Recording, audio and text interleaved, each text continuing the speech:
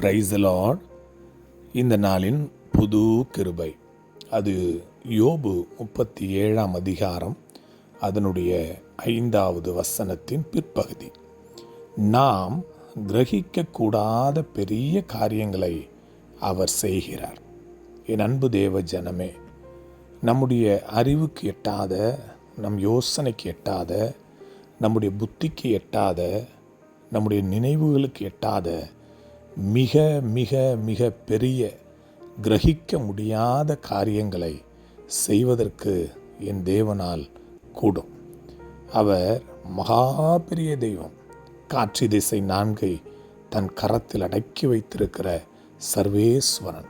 அவர் சொல்லுகிறார், வானம் எனக்கு சிங்காசனம், பூமி எனக்கு பாதபடி என்று சொல்கிறார்.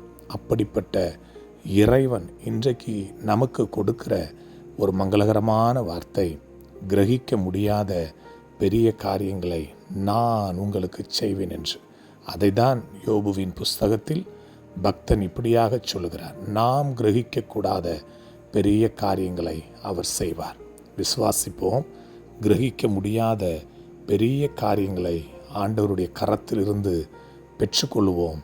கர்த்தர் தாமே உங்களை ஆசீர்வதிப்பாராக. God bless you all.